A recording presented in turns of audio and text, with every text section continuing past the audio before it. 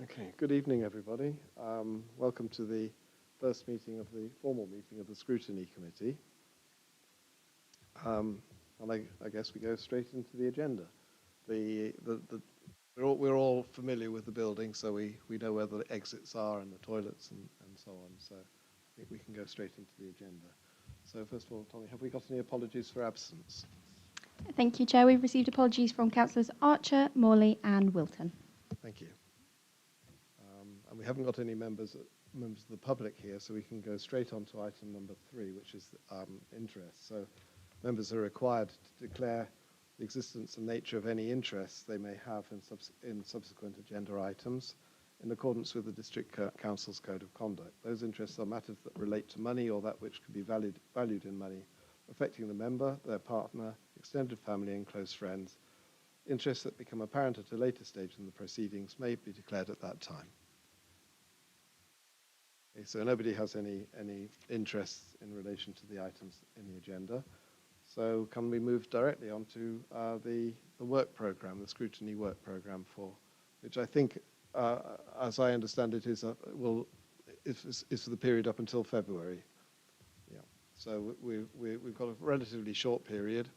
What is it, 6 months or 7 months? Tommy. Thank you, Chair. So I think it's a fairly straightforward report to asking for approval of the work programme as it's set out and of the review scope template as well. You'll see that we've passed around some of the potential topics that have been put forward as potential topics for the Scrutiny Committee to start to, scrutinise. So tonight I think it's best to discuss these topics and possibly come down to a short list, and then any topics that members do want to take forward could be put forward as using the scope template to then be kind of shortlisted to be put onto the work programme. You'll notice that the report also asks for delegated authority to James, Jason and myself to amend the work programme in between committees with agreement of the chair, so that then that can be brought forward to future meetings of the committee. So there's no rush to add any topics by resolution tonight. They can be added in between meetings. I think that's about it, Chair. Okay, thank you, Tom. So should we take questions first and then we'll move to debate? So are there any questions about the report? Peter Slack. Thank you, Chair. It's really a query about how these 7 items came about, because as I understand it, these evolved from what I thought was a training session as to how the Scrutiny Committee actually functioned. And I think as we were discussing ideas, there was no suggestion at that point in time that they then would be the ideas that we took forward. And I'm slightly puzzled, although Tommy has been helpful in this respect, as to how we kind of break into this list of 7 in a constructive way and a legal way, of course. Thank you. Yes, I think these were the ideas tabled in the training session and were there to seed any other ideas that members wish to bring forward at this stage. So when we move into debate, I've heard 3 other proposals for further measures in addition to the one, Peter, that you put forward and Roger put forward. So we have about 10 options on the table at this stage. So we'll come to those later. Are there any other questions that we can take at this stage? Can I suggest, therefore, that we take this report in 3 parts? The first is everything other than the paragraph 3.2 and paragraph 3.4. So I think we'd probably want more substantive discussion about those 2 paragraphs. But are there any comments to be made about the remainder of the report at this stage?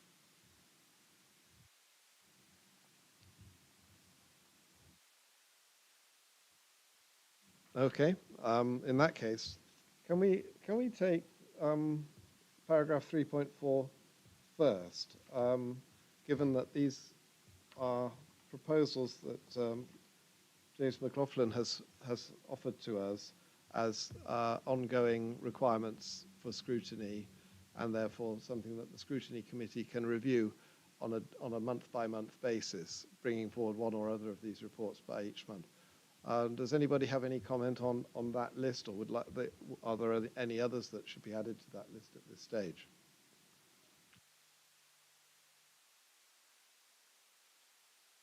Yes. Thanks, David.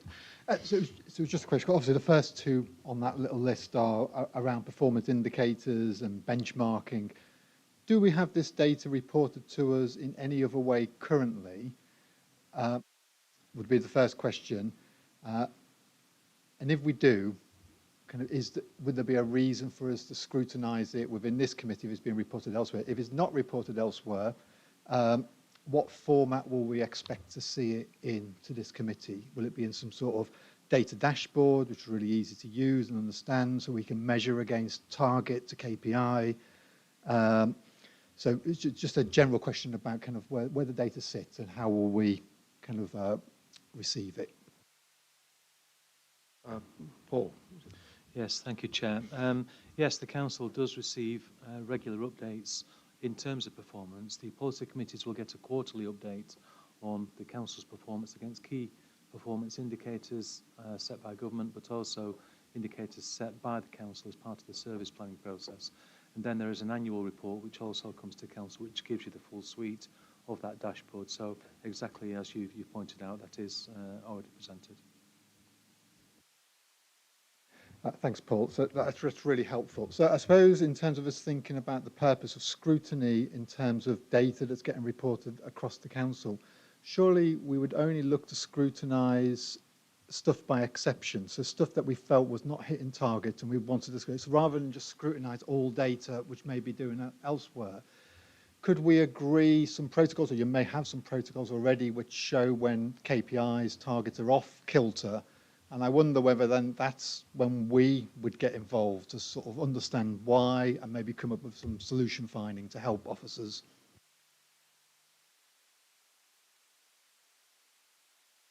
Does anybody have any comment on his proposal? No? I think that seems to be a sensible approach. The purpose that for putting these reports onto this agenda was really to allow us to do a more in-depth study of the, for example, in this case, the item 5, the complaints that we've received over the last quarter or last year.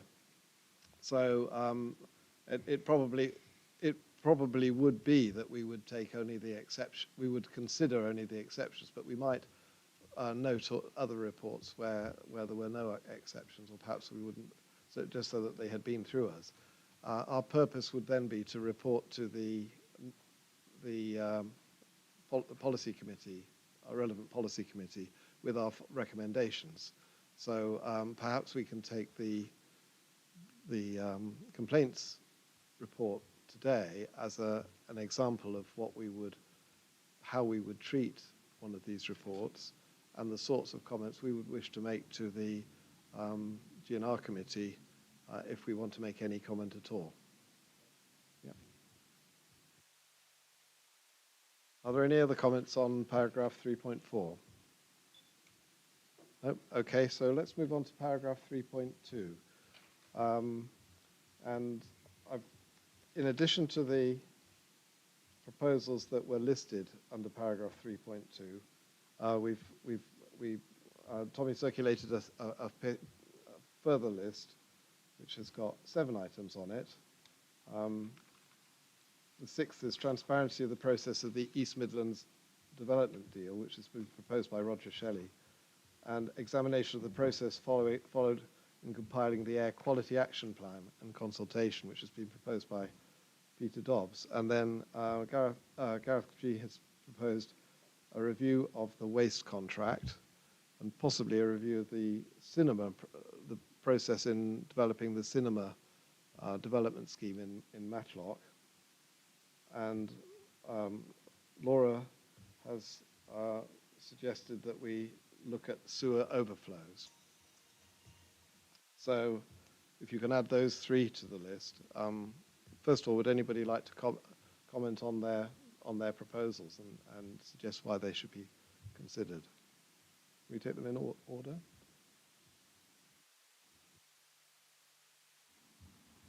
Thank you, Chair. Yes, I accept it's an invidious decision here, isn't it, in terms of what we choose to look at. I tried very hard to follow some of the guidance on reviewing topics when I thought about this. And what we've actually got here is a series of different proposals, some of which are very, very pointed in terms of their practical application, and obviously quite limited, which in some ways is good because it presumably means we'll get to the bottom of the issue a little bit quicker. And some of them, I think, by nature are more strategic and long, far-sighted, I suppose, which I happen to think are equally important, and that's the nature of the one that I'm suggesting here. It's not necessarily just a question of transparency. It's a question of I suppose, the benefit and value, the cost-benefit of the East Midlands devolution deal. And I accept that this has come before the council before, but I feel at the moment that it's because the timing is almost upon us now. We're less than a year away from when this organisation is supposed to be up and running, and it has got potentially some very, very far-reaching impacts on the way this council works in the future, and hopefully on the lives of people in Derbyshire Dales. But I just get this real sense that we don't know how it's going to impact on people in a beneficial way at the moment. And so it's exploring that which I would like to really take some time to look at. And I know between ourselves we've had a discussion where we've thought about how this might be achieved. The topic form there, apart from suggesting which officers might be involved, doesn't go into the finer details, but this could be something which, to some extent anyway, is outsourced to potentially a partnership agreement, for example, with Derby University, who I know are always looking for research topics for MA students. And it's that kind of thing where I think perhaps we could direct this level of interest. Peter. Thank you, Chair. Mine is number 7 on the list that you've been given, and it does overlap significantly with item 3 in terms of consultation process. I think this is an area where things can be improved. There's no doubt there's significant ambiguity from the Air Quality Action Plan consultation, and we need to think about why that has happened and how it could be avoided in the future. And of course, the original action plan does seem to have some confusion as to how exactly it would be implemented. A large amount of time was spent putting this together, and perhaps we need to think why we are where we are with that. And I thought perhaps the Scrutiny Committee could cast some light on that. Thank you. Okay, thank you. Gareth, would you like to review your two? Yeah. First of all, on the waste contract, I think it's really important that the new council that we've got fully understands exactly what the service level agreement is we're supplying and the deal we've got, because in the future we're going to have to produce a new, make a decision on that. And this is it's, what is it, £4 million that we spend, something like that, which is a large percentage of the council's budget. So I think that really should be forefront. Scrutiny must come into that so we have a proper understanding of it and what options we might have in the future. So that's on the waste contract. On the cinema, this is a lesser in my thing, but it crossed my mind that this is quite a lot of public money that's being put into this, and it's a little area of the town, and it's what impact it might have on the future in terms of the overall development of Matlock if there were any improvements. And we know that that particular area where the cinema is, that's one of the areas that's impacted by flooding, so that scores across one of these other items. If you're putting this money into something that you want to be successful, is it going to go across if Matlock wanted to be different in the future? We're thinking about this cinema project just in a little corner, and if we had a more dynamic idea of Matlock and how it could be improved, would be jumping the gun and going on to that. So that was really I was thinking with that. And I know this is coming in September meeting, so maybe it's difficult, but... Thank you. Thank you very much. And Laura. Yes, if, members who attended the recent online briefing on the Bentley Brook catchment study will doubtless recall Joe Linthwaite talking about the problem of sewage backing up into homes recently in a period of heavy rain, and I think in possibly a school or a nursery as well, with the result that several people became ill. I found that quite shocking. The meeting was attended by people from the Environment Agency, who I felt were somewhat vague on who was responsible for making sure this problem is not only dealt with, but there's also the problem that new development is still being authorised in the area, which will drain, you know, the sewers will drain into the same drains which are already not coping, based on, I assume, reports from the planning applicants to say that there will be no additional pressure on the current surface water and sewerage systems. That seems difficult to believe, but you know, when the planning committee is faced with reports which say one thing, we seem to be somewhat constrained in the planning committee from going behind those reports. So I would like this committee to think about that this particular drainage problem, but also whether this council can commission an independent study to have a proper independent look at this storage problem before we authorise any more extensive development above Matlock. Thank you very much. Can I run through the other projects as possible studies as well? The pollution discharge into the River Derwent. That's Peter's. Yeah. Yes, the pollution working group has looked into this, hasn't it, Peter? And we found that I used to work for the Environment Agency, so obviously I know how it works. They sample the rivers above the sewerage works and below the sewerage works. They sample it. It used to be every 2 weeks. Used to be. So I'm not sure what it is up at the moment. So we are going to try and get them from the Environment Agency, in freedom of information, of course, to see how much difference here from the above and below the sewerage works, see how much, and then it'll give us an indication of how much pollution is going into the rivers. So generally in the Derbyshire Dales area, there's a pollution works at sewerage works at Bakewell on the River Wye.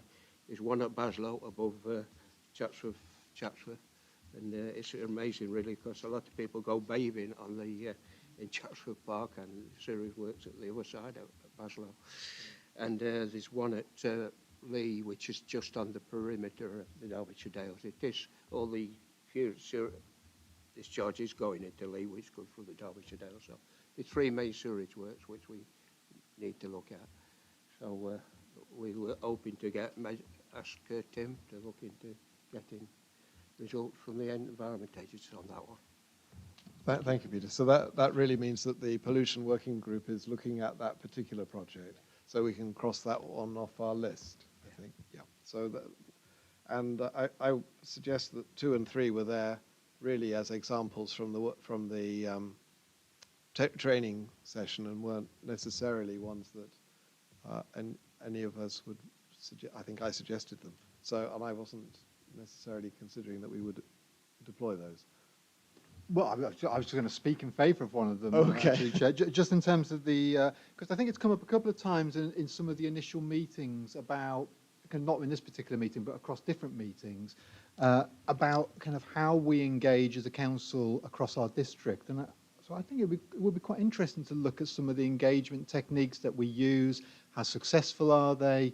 I know we've got very good at using social media and on our website, and I know we're moving kind of our customer service sort of offering to becoming more online, more responsive, hopefully.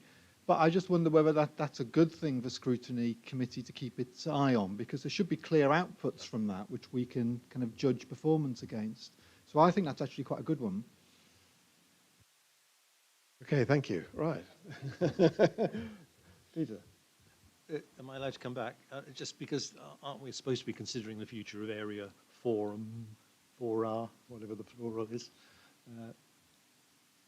In any case. Meaning? Well, at the moment, we have them and they're not very well attended, but are we advertising them enough or whatever? So that links into 3, doesn't it, really? That's part of the engagement.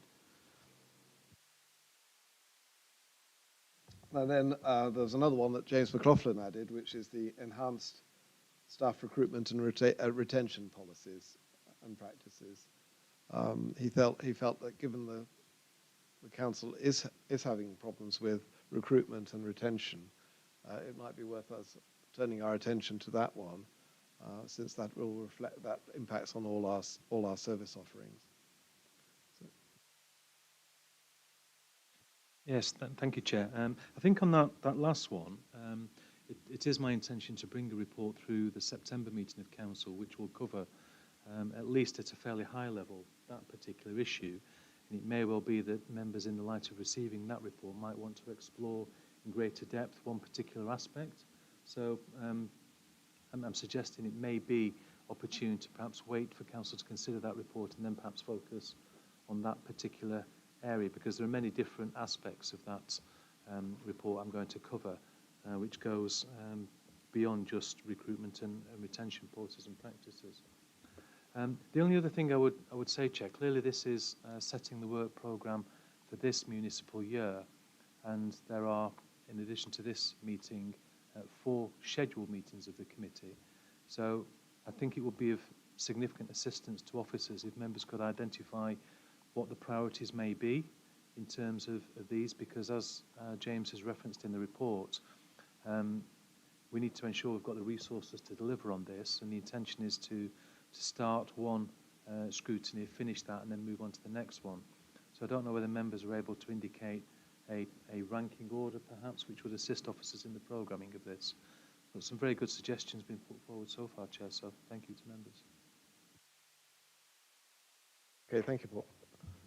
Yeah, could I come in on this one? Because it's, I don't know if I'm speaking out of tune on this, but obviously when we came into this council, it was announced, talking about retention and recruitment, and James, it was announced that James is going off, he's sort of been headhunted to a different council. Now, I was slightly surprised that an important member of our team, who's obviously quite valuable, you know, maybe should we have a policy that if something like that happens, it comes to the council and we can discuss what our reaction is to it. You know, it's like Harry Kane's being headhunted by, is it the German side? And what would the reaction sort of thing be to it? So, I mean, should the council have been informed a bit better about that so we could discuss it? I don't know. Paul. Yes, I can respond to that, Chair. Well, I think with any situation whereby you're dealing with an employee who clearly has got ambitions to move on, in that situation, James notified me that he'd been shortlisted. Well, first of all, he'd applied for a role, he'd been shortlisted, he went for the interview, he was offered the position and accepted it immediately. And clearly a lot of personal circumstances come into this. And whilst it may well be appropriate for the council to consider what could it do to ensure that we don't lose staff of that calibre and experience, and that's really the purpose of the report I'm bringing in September. Without wishing to divulge the personal circumstances that James faced, I think it's highly unlikely that we would have been able to do anything to retain James in this situation because of the nature of the role which he's been successful in applying for, because it does reflect his abilities and skills. I think the key thing for the council and what Scrutiny Committee may want to focus on is how we can be more competitive in the marketplace to actually make us the best possible employer we can be within the resource limitations which we've clearly got. But in James's case, he's moved to a much larger authority, much larger budgets, a much bigger role, and despite the fact that he knows I didn't want to lose him and the council didn't want to lose him, it's a very significant promotion for him at a personal and professional level. Thank you, Paul. I think you're suggesting that we wait for your report before making a decision about whether we take this particular topic on, because I think you said in a previous meeting that you were going to look at those issues in the report, and so you'll be addressing those particular issues, and we may not need to discuss it here. That's a suggestion, Chair, because I think it may hopefully assist members in focusing in on one or more particular issues rather than a fairly broad subject. So I will cover the broad matter in September, and members may then decide to focus in on a very narrow aspect of that. Okay, thank you very much. So possibly we put that off until later, Nick.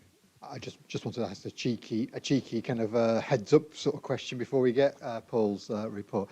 Will it be looking at the softer things to retain staff as well, Paul? So rather than just the sort of the pay and rations, which sometimes we have very limited control about what we can offer, but some of the kind of added value stuff that maybe we don't offer as much to our staff.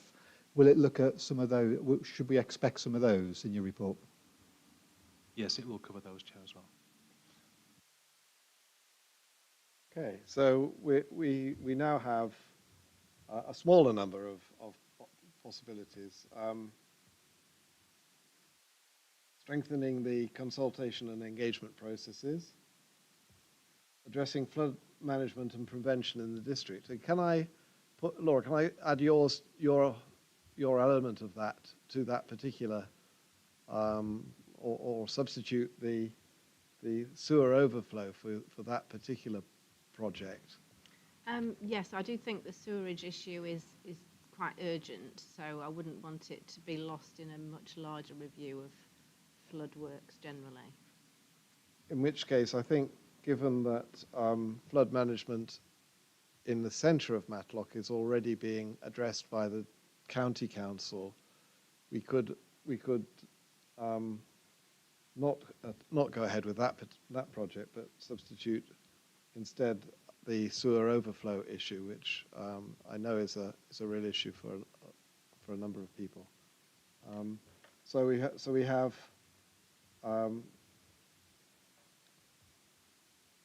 as the first one then, strengthening consultation and engagement.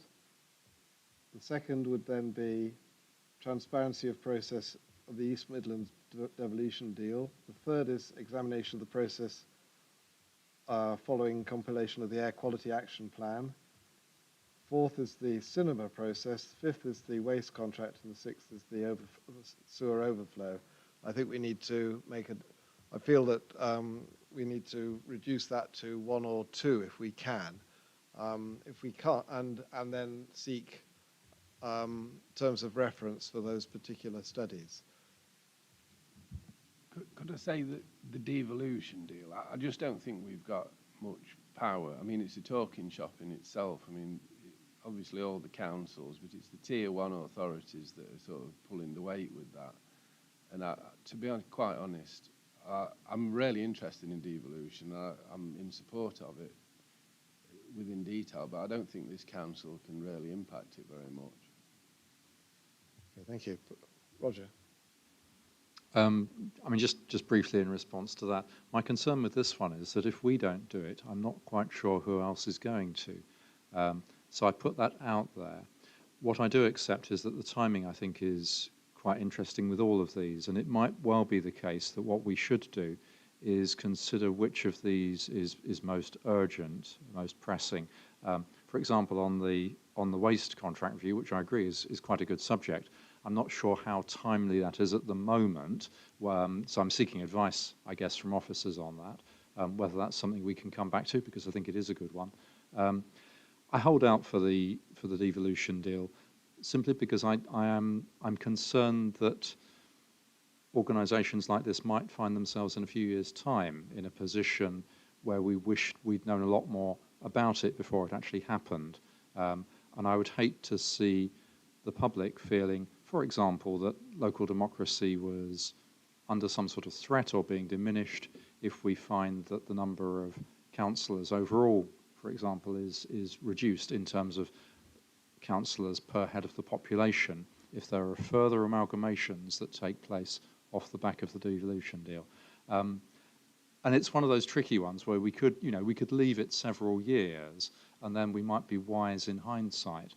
But at the moment, I think it's probably quite an interesting topic to explore further. Could I reply to that? Because isn't it, do we send a representative to the meetings once in a while? Is it this D2N2? Do we? Yes, I can perhaps assist members, Chair, with the arrangements around this. So there are a number of committees which exist across Derbyshire, which this council sends a member representative to, and I attend most of them as well. So you've got the D2N2 Local Enterprise Partnership, you've got the D2 Economic Prosperity Board, then you've got the Vision Derbyshire Joint Committee. Now, there are discussions taking place at the moment, and again, this is going to be the subject of a report I'm bringing to September Council, which is going to actually amalgamate a lot of those functions into a new governance structure, which is notionally termed the Derbyshire Strategic Leadership Board. And the report I'm bringing to Council in September is seeking a member nomination to that board. One of the remits of that board, were it to be established, is that that would be the focus for the determination of the district council representation on the East Midlands Mayoral Combined County Authority, because there are going to be 2 district reps from Derbyshire and 2 district reps from Nottinghamshire. So that would be the forum to determine who the Derbyshire district representatives are going to be. Clearly, the whole issue with the Levelling Up Bill at the moment, it's yet to receive royal assent. Indications are that it may receive royal assent either in full or part after the summer recess. And should it do that, then clearly we have mayoral elections take place in May of 24. So that's the current situation, but there is a lot of uncertainty around that whole issue, as members are aware.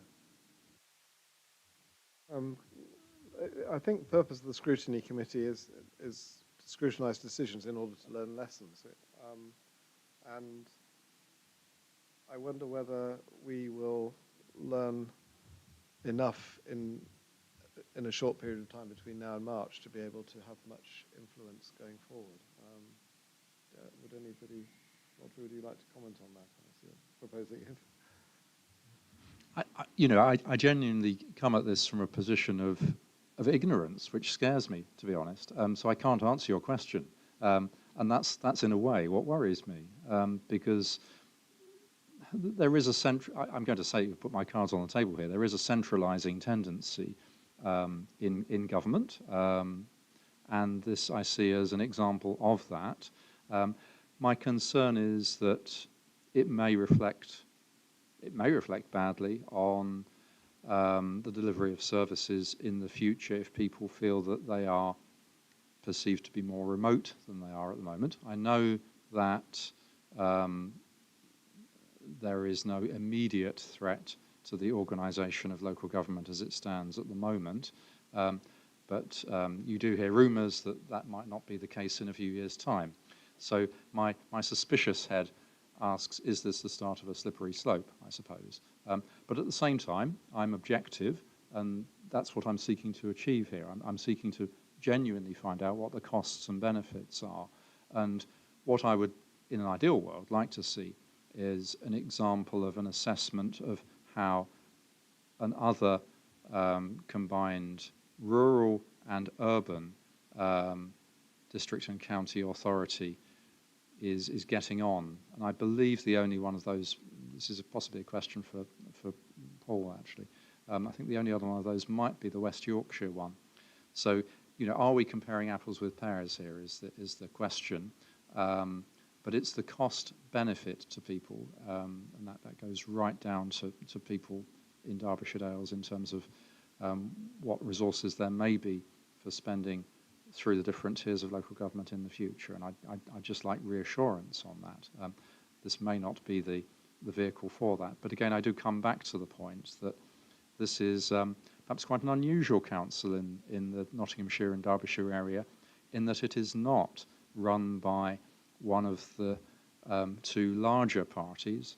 And so, in a sense, it perhaps has an outside impartial interest in this kind of subject, which one of the other authorities whose leaderships are perhaps more publicly committed to this already have.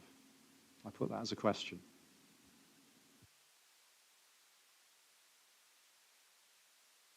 Well, I'm not in disagreement really with what you're saying. It's just whether this is useful for this scrutiny committee to spend a lot of time on. I mean, I think we ought to have a representative going to the meetings, and personally, I don't think this devolution will go anywhere until after the election, in the next general election, because I don't think they'll have enough parliamentary time to put it through. And you'll be looking at who forms the next government and what their policy is on it, and they'll have to develop a new policy. We've been talking about this at Amber Valley for as long as about the last 12 years, and nothing's happened, sending representatives. So I shouldn't really concern or be too worried. I mean, we're looking at scrutinising elements of this council's operation, the service level agreement we're offering, that we're spending the council's money the in-year budget on, and whether we can do it better and whether we can provide better services. And I think we ought to focus on things that we can actually have an impact on, because I really, you know, if in terms of percentage, what impact we could have on that, it's probably less than 1%, and it's just a fact. I'm sad about that, but it's a fact. Nick. Thanks, Chair. So I absolutely disagree with kind of Roger's point at all, but I kind of think with Paul kind of articulating that actually in September we're going to get a view of the new governance structure that's going to feed in. It doesn't feel like that should be the priority for scrutiny just right at this kind of second. So personally, the ones I think we should have a look at, because I think there's probably ones we can work with a little bit more pace on, would be some of the consultation engagement that we do in-house. We could scrutinise that because most of it's done by our own officers. We'll have our own policies to review. We'll have a look at our own data, and we probably look at some best practice from other authorities. So I think that's something we could probably do relatively quickly, thinking of things that kind of where we want to achieve stuff. And I definitely agree that probably the other one should be the waste contract, and I know that might kind of cross over some other toes kind of in terms of what's happening at the moment, but actually I think it's a really good thing for scrutiny to have a look at, because you're absolutely right, we spend so much money on it. We're potentially going to sort of be going through a new contracting kind of process, so maybe this is exactly the right time for scrutiny to be considering that. And again, we could look at best practice from other areas. So they would be my two favourites, but definitely thinking about the devolution as one a little bit further down the line once we've got a bit more information about it. Paul, can I ask you to review where we are on the waste contract as far as you... Yes, certainly, Chair.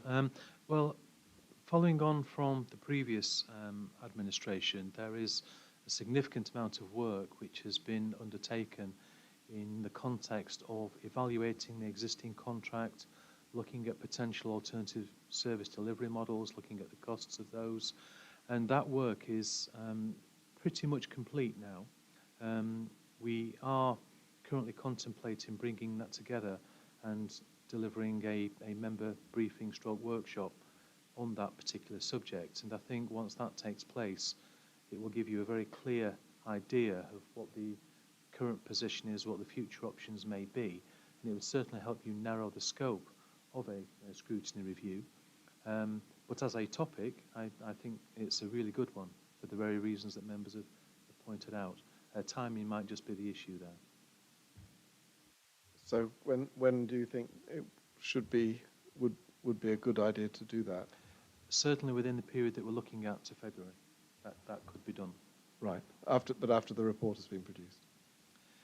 Well, the reports are almost complete in terms of our assessment of the work that the previous administration committed the council to undertaking. So the next stage is that we would look to bring all of that together, deliver a member briefing on the subject of waste and the options moving forward, and then council members, either through scrutiny or through a policy committee, could determine what you want to do with it as the next stage. Okay, thank you very much. All of that will happen before February. Thank you. Okay. Yes. No. Would it not be more sensible, Paul, and kind of if that report's almost ready and you've done quite a lot of due diligence on it, would it not be better to come to scrutiny first before Because then would it not be better to have a kind of a new, fresh pair of eyes, review the work that's taken place? And if we concur with you, surely that makes your case much stronger when you go to a full member briefing looking for a decision. It seems like the perfect role for scrutiny if you've done all that work, and it's probably something we could do. If you've done all the work, we could probably do it our next it could be the very next topic we look at. Clearly, it's for members to decide, Chair. The only thing that we are conscious of, because clearly the context of waste collection in the Derbyshire Dales is going to be new to an awful lot of members who were elected in May and didn't form part of the previous council. So we intended to use the briefing in order to set the scene as to what's happened historically, where we are within the current contract that we have with Serco, and what the future options for service delivery may well be. So it certainly wasn't intended to form any decision making at that stage. It was to bring members up to a knowledge level such that everybody hopefully understands what the position is and how then as a council you might want to move forward with it. So that was the purpose, but I don't disagree in terms of scrutiny committee then considering what those future options may be and how you want to pursue them. If I just add a little bit of context in this, I sort of did go through this at Amber Valley back in, was it 2014, 2015, and we had a committee for the waste contract, and I felt the way that was dealt with, because the options were put to us, but then the council in a way was sort of steamrolled into what they've got now at Amber Valley, and if you've got 3 or 4 options, it wasn't obvious to all the members how those options could be delivered and if they were practical. And I'd like to think that this council could do better. You know, I mean, I don't want to go into the detail of waste contracts and service level agreements, etc., and how you deliver them, because that's what we're going to be faced with. But I think the more information that comes through committees like Scrutiny and separate committees in the council, so we're really up for it, and then we could do the best thing. Okay, Chair, thank you. Okay, Gareth, sorry, thank you. I think with this one, it's a matter of timing, and it looks as if we need to have the workshop in order to brief members, and then if the recommendations are not being put at that workshop, then there's a window of opportunity to scrutinise the decision after the workshop and before the report comes to council, where we can scrutinise the report as Nick suggests. So, and that would probably be in the September-October timescale, would it be? I would sort of lean towards October Yeah. at the moment, just to be absolutely certain. But as I say, I think it's important because it would be a full council decision, clearly given the significance of waste and the amount of expenditure involved. But to make sure that all members understand the current picture is quite crucial, I think. Okay, so if we went ahead with this particular one, then October would be the time for us to do it.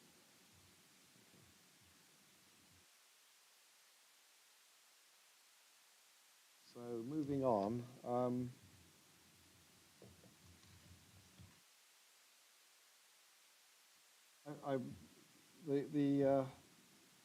Can I take the sewer overflow?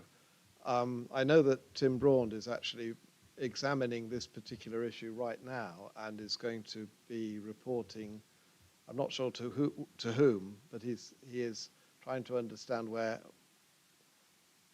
who is responsible for what at this stage. And as he understands it, it looks like it's a Severn Trent responsibility, except that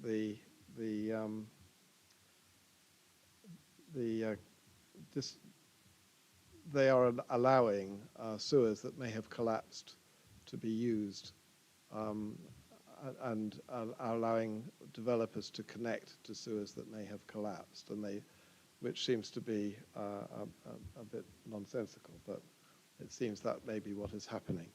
And I feel that we should await Tim Braun's paper, or ask perhaps Tim could report to the Scrutiny Committee on this particular topic, and then we could. I think it would be a relatively short meeting, because he is fully aware of the legal position that the council is in, and Severn Trent and the developers and so on. So he is building up a very good picture of the issues involved. I'm just wondering, Chair, if this committee could actually help that process. If we have our powers to call representatives of Severn Trent in, we have better access than Tim Braund just investigating himself with his officers. Can we enhance that investigation? I think we probably could. So at this stage, it's quite an urgent issue.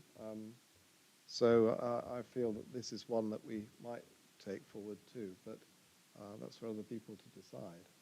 Peter, did you want to say anything? It's just in the context of getting the right slot in the wheel, as it were. I'm seeing my metaphors here, but I would say it, wouldn't I? But the air quality action plan is highly pertinent. It will come to C&E in September, and a decision will have to be made of some description at that point.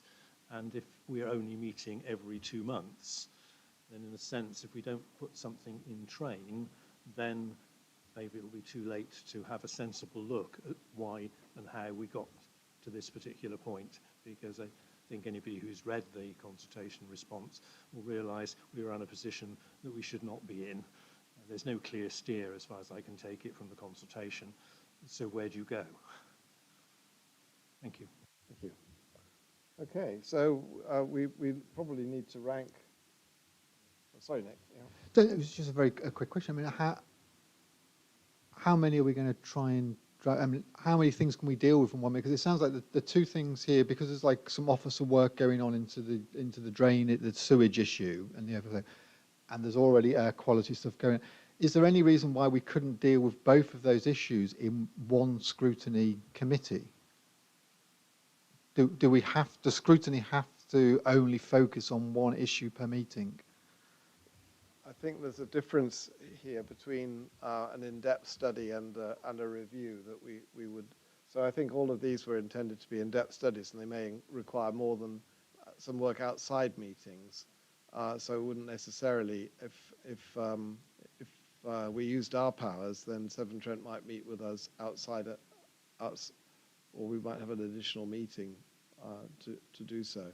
I think that's the point, and also with the Air Quality Action Plan, we might schedule a working group to look at that and then to report back to a meeting of the Scrutiny Committee.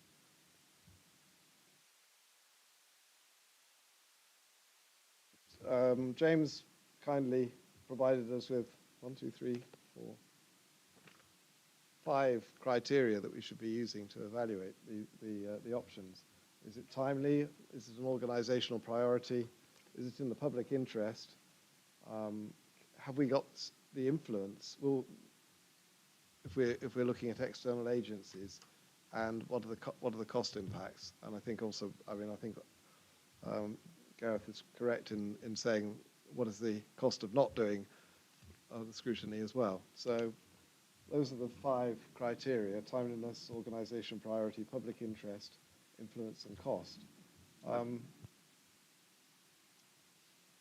So I think we've probably narrowed the options down to the consultation and engagement process, staff recruitment and retention, but that will await Paul's report. The process associated with the Air Quality Action Plan. I feel, Roger, that yours hasn't got the backing of the whole committee. Yeah. Okay. And finally, then the sewer overflow. So if we could concentrate on those, then that would I think, if we can sort of make recommendations on those, we can perhaps get it. If we can get those down to 2, that would probably be quite useful.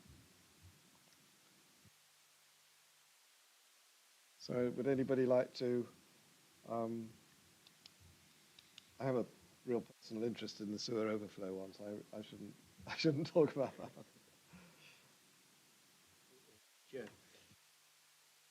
It is something which we really need to be tackling because we see an increase in sewerage going into not just our rivers there, but all over the country.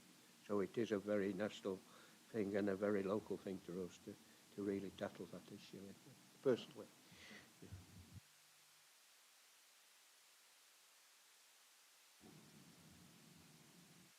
Right. Can I make a proposal? Sorry, Gareth. Yes. Could I just say that I think the waste one ticks all James's boxes.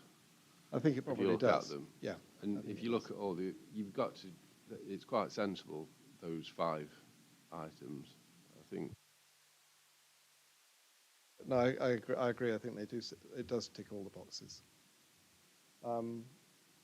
Nevertheless, I think we've got lessons to be learnt on some of the others, and I think the air quality action plan is one where we can learn lessons, and possibly the staff recruitment and retention policies subsequently.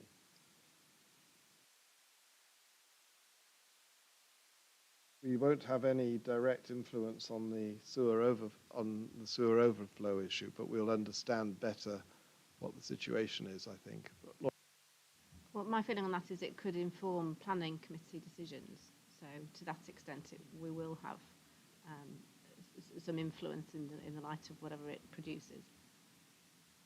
Thank you. Yeah, yes, I had this discussion with Tim Braun just yesterday, and whether sewage overflow was a material planning consideration, and it's not apparently. I think there may, but I think there may be other ways of addressing that.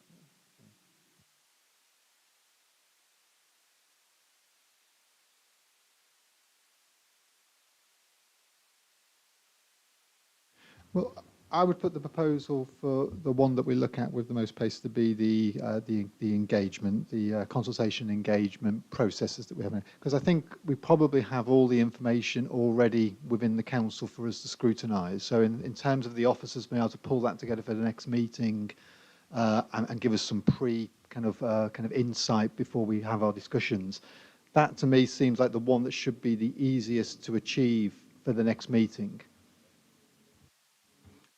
Can I piggyback on that? Exactly those points in the context of how we put together an action plan. Does that make sense? It does, right? Okay. Right. Well, I suggest then that we do the enhanced staff recruitment and retention policies, but we delay that until after Paul's report. So that's number 4. We address the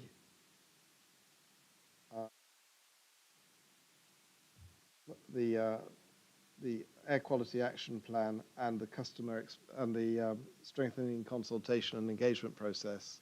So we take the AQAP as an example of the consultation process. So that's as one project. Then we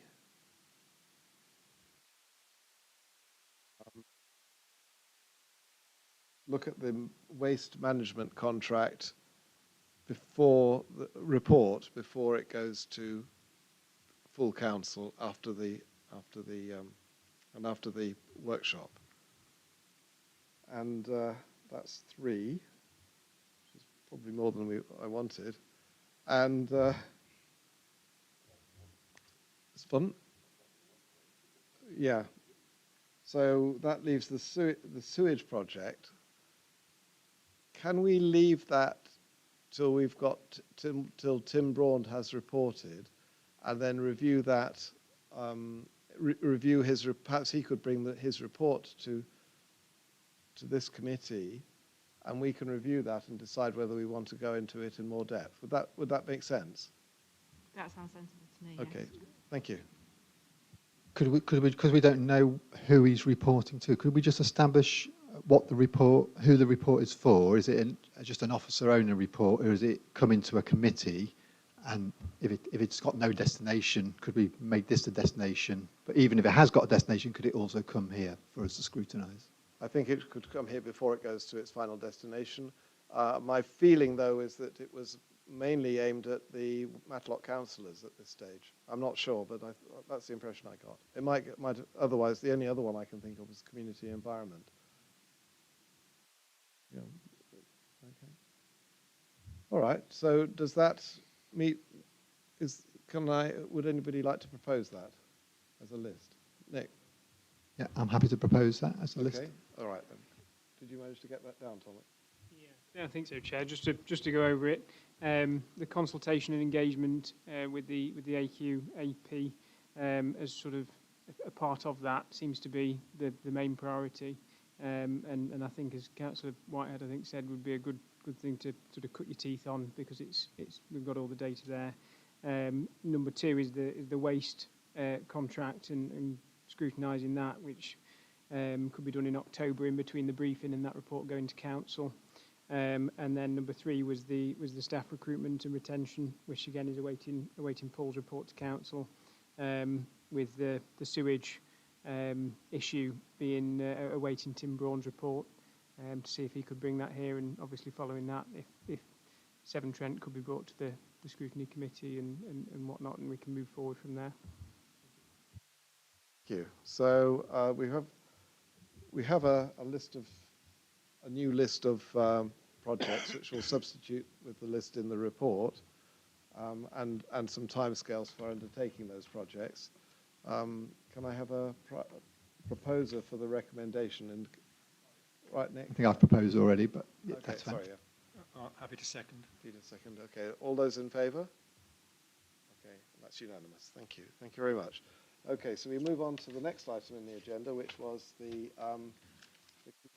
complaints annual report, which makes quite interesting reading, in that there's only one area where there are a lot of complaints.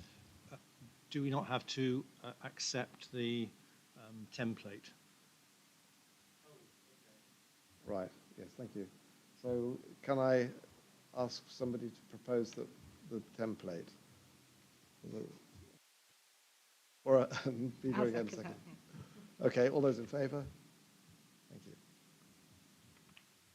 Right, so moving on to the complaints annual report. Paul, I think you were going to introduce this. Yes, thank you, Chair. So this is the annual report of complaints. It's really covering the period from April 22 to March 23. Three particular aspects of complaint are considered within this report.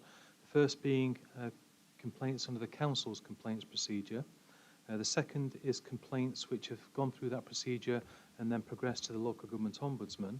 And then the third area is complaints regarding elected member conduct and behaviour either at town, parish or district level. In terms of the first element of that, council complaints procedure, perhaps it would be helpful to members if I outline what is regarded as a complaint. So it's really something where there's an expression of dissatisfaction about our action or lack of action, or dissatisfaction about the standard of service that we've provided, or services provided on our behalf. So, for example, maybe things like a problem accessing one of our services, failure to provide a response within agreed timescale, behaviour of our staff or our contract staff, the standard or quality of the service provided, or the failure to keep data personal. What it doesn't cover is complaints such as, my bin's not been emptied this week. So that is a service complaint which will go through the service investigation route.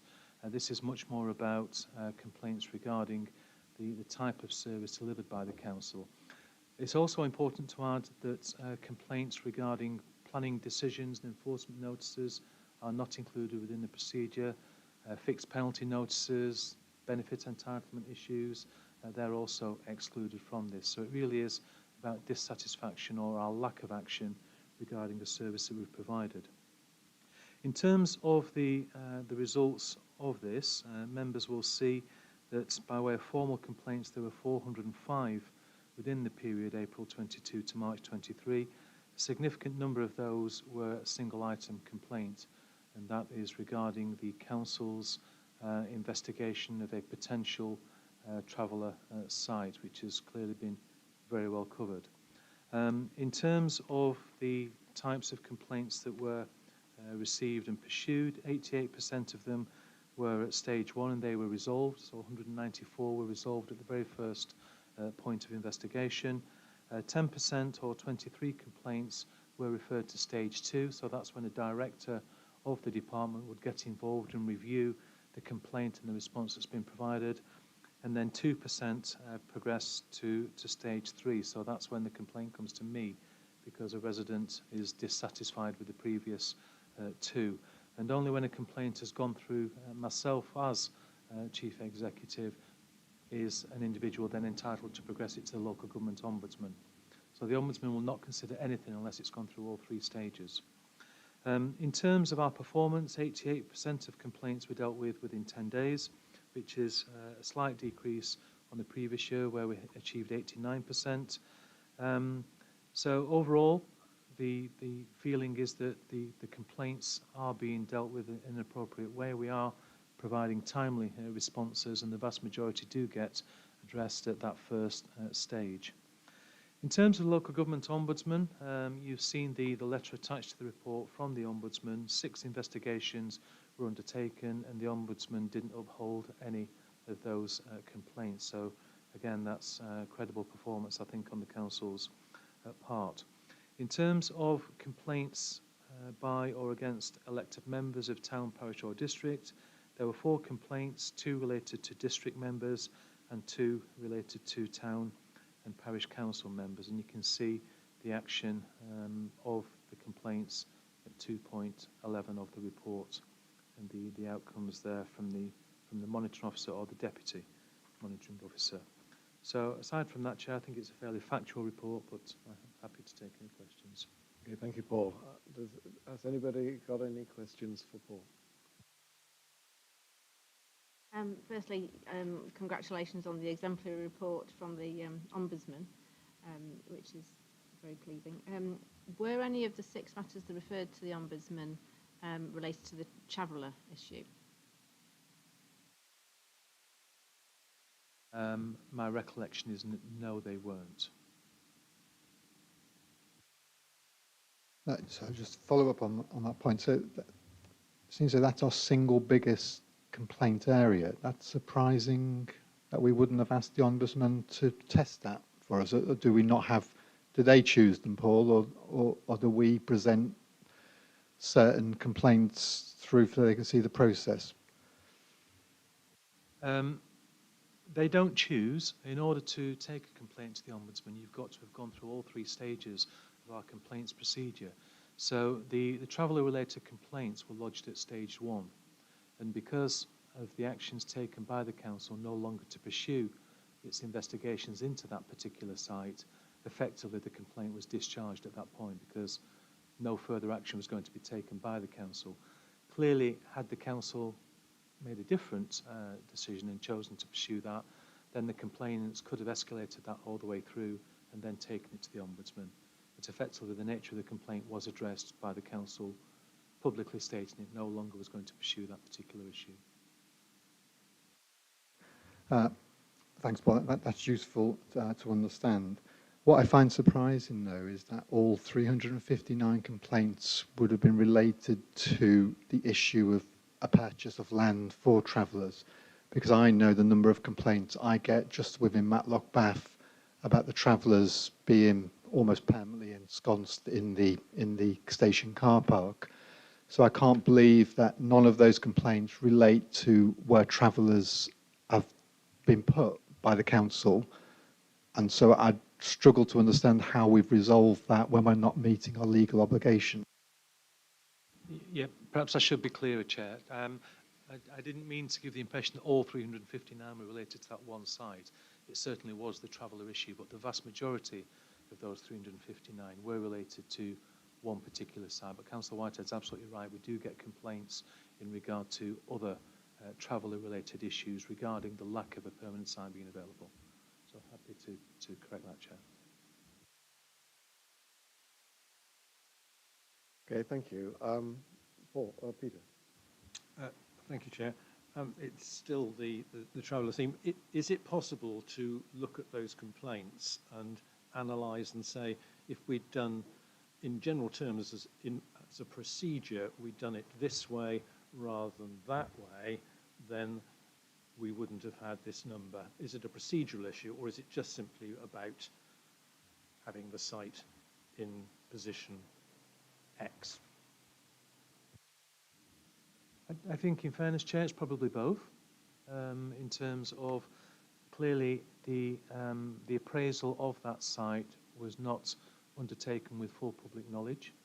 There was member awareness, but there was not public knowledge that we were appraising that particular site.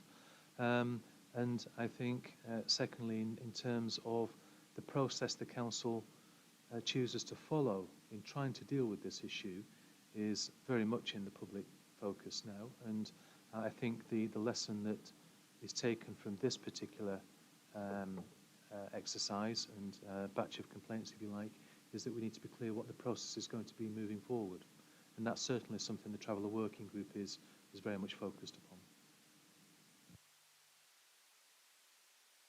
Gareth. Yeah, I'd just like to pay some gratitude to Paul and his team for dealing with those complaints, because I think most of us realise, and I'm sure we're all together on this, it's an almost impossible situation. And you're going to get complaints about that because we haven't got an answer to it. And that's why we're going to put this group together and try and find an answer. But for officers having to deal with those complaints, it's unimaginable having to do that yourself. So thank you very much for dealing with it. Well said, Gareth. Yeah. Okay, thank you. Would anybody like to move the recommendation on this report? Okay. Yes, I'd like to propose that we accept it. Okay, anybody second it? Peter. Okay. Happy to. Thank you. All those in favour? That's unanimous. Right, thank you very much. That is all the work for today. So thank you very much for attending, and see you at the next meeting.